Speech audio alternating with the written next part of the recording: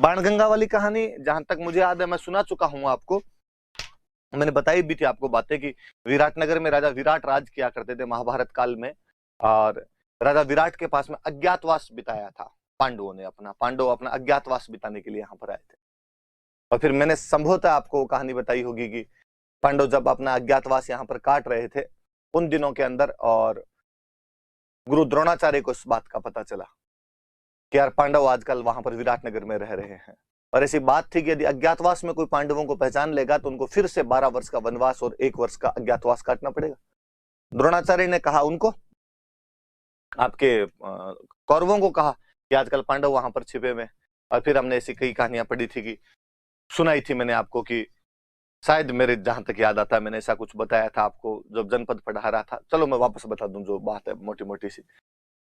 और द्रोणाचार्य ने कौरवों को कहा कि भाई वहां पर रह रहे हैं, और तो दुर्योधन ने कहा भाई उनको बाहर निकालने का तरीका क्या हो, और कहा गया कि भाई अपने आक्रमण किया जाए यहाँ पे, और आक्रमण करके इनकी गायें चुरा ली जाए, सच्चा क्षत्रिय होगा तो गायों को बचाने के लिए पक्का बाहर आएगा।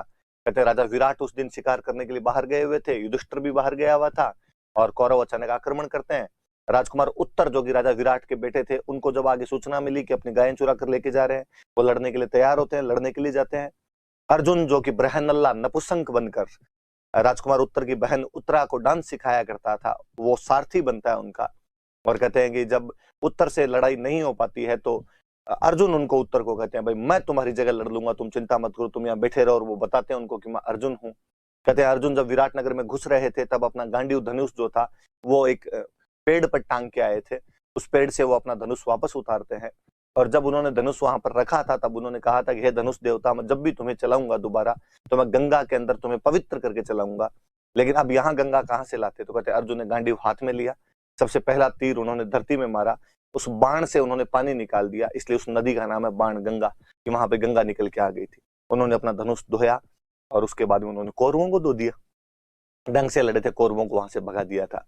तो घटना भी है कि उन्होंने पहला जो तीर मारा था द्रोणाचार्य के पैर में मारा था, और द्रोणाचार्य के पैरों में जैसे तीर गया, द्रोणाचार्य ने कहा कि अर्जुन है सामने। कौरवों ने कहा तुम्हें क्या पता अर्जुन है? उनका यार नोट्स मेरे वाले ही हैं, मेरे वाले नोट्स में से आ रही है सब चीजें। और अब देख लेना अगला जो तीर है भीष्म पितामह के चरणों में आएगा। एकदम भीष्म ने कहा आ गया, मेरे तो खुद के ही आ गया। द्रोणाचार्य ने कहा कि अर्जुन मुझे गुरु को और भीष्म पितामह अपने परिवार के प्रथम पुरुष को नमन कर रहा है, बाणों में पैरों में बाण मारकर, कि आज्ञा दीजिए युद्ध शुरू करूं। अर्जुन लड़ा और उसने कहता है वहां से भगा दिया था। कहते वो भागते समय द्रोणाचार्य को वहां पर पकड़ लेता है। द्रोणाचार्य ने कहा कि अर्जुन अब मतलब क्या निकला, क्योंकि हमने तेरे को छठ के दिन देख लिया है। जबकि ऐसा कहा जाता है कि भाई उस दिन उनका अज्ञातवास 14 को खत्म होना था, जबकि वो युद्ध छठ के दिन ही हो गया था, ऐसी बातें हैं।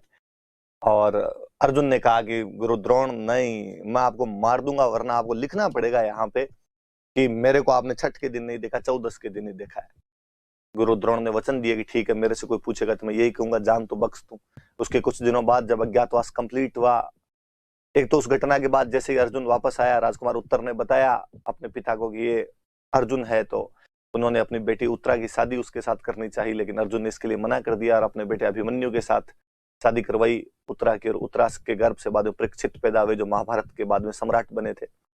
अर्जुन और पांडव जब वापस दुर्योधन के दरबार में पहुंचे और दुर्योधन ने हंस के कहा कि अर्जुन युधिष्ठिर अब यहाँ आने का क्या मतलब हुआ? हमने पांडवों में से अर्जुन को छठ के दिन ही विराटनगर के उस युद्ध के अंदर देख लिया था, तो अब तुम्हें वापस 12 वर्ष का वनवास और 1 वर्ष का अज्ञातवास काटना पड़ेगा। युधिष्ठिर ने और अर्जुन ने, पांडवों ने पूछा कि किसने देखा, कौन गवाही देगा इस बात की कि अर्जुन को देख लिया गया था? क्या गुरु द्रोण बता देंगे?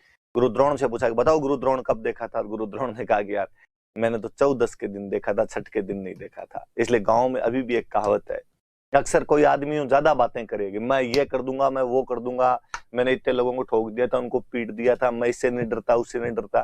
तो गांव में कोई बूढ़े बैठे बैठे कह देते यार चुप रह, कौन सी छठ की 14 कर दी तू, कौन सी छठ की 14 कर देता है? मैंने एक बार दादोजी से पूछा कि आप ये अक्सर डायलॉग बोलते रहते हो कि कौन छठ की 14 कर दे, तो किसने की?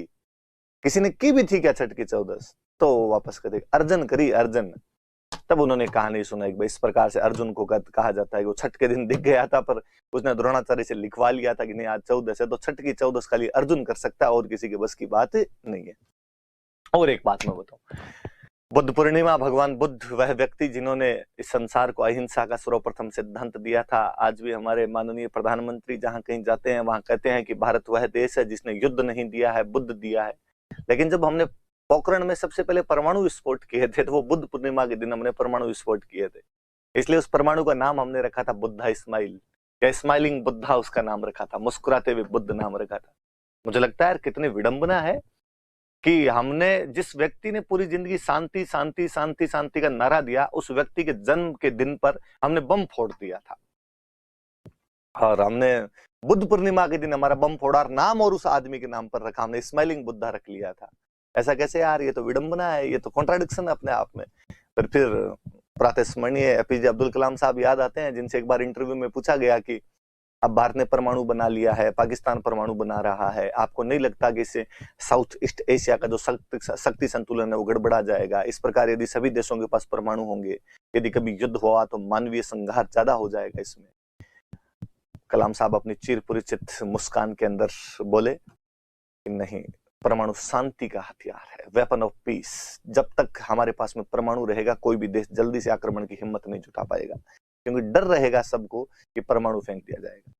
फिर उससे जुड़ी हुई एक घटना और मुझे याद आती है, कितनी सच्ची कितनी झूठी भगवान जाने, पर ऐसा कहा जाता है कि 1999 वाला जो वॉर था, कारगिल वॉर था, उसमें जब पाकिस्तान हार रहा था तो पाकिस्तान ने अमेरिका को कहा कि भारत को कहे कि सीज फायर कर दे, भारत को कहे कि युद्ध रोक दिया जाए वरना हम परमाणु फेंक देंगे, क्योंकि तब तक पाकिस्तान भी दावा कर रहा था कि उनके पास परमाणु है।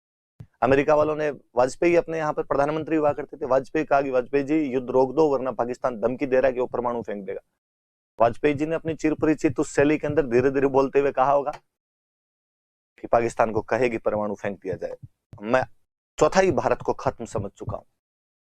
यदि पाकिस्तान बम फेंकेगा तो 1/4 भारत तो खत्म हो जाएगा, पर पाकिस्तान को यह भी समझा देना कि फिर कल दुनिया के नक्शे में पाकिस्तान बचेगा ही नहीं, कि हम तो इतना बड़ा देश है कि परमाणु भी फेंकेगा तो हम 1/4 नष्ट होंगे, पर हमने वापस फेंक दिया तो पाकिस्तान तो दुनिया के नक्शे में नहीं रहेगा, कल खत्म ही हो जाएगा। ये भी एक बड़ी बात है कि वो मैन टू मैन फाइट ही रह गई थी, परमाणु वगैरह का इस्तेमाल उसके अंदर नहीं हो पाया था, क्योंकि सबको लगता है कि यार ये भी इस्तेमाल कर लेगा, वो भी इस्तेमाल कर लेगा, तो वो भी याद रहेगी। स्माइलिंग बुद्धा नाम का बम बनाया हमने, तो ये बुद्ध पूर्णिमा का दो, या आप इसको पीपल पूर्णिमा का दो। मैंने तमाम बातें बताई, आपको याद रखना, ठीक।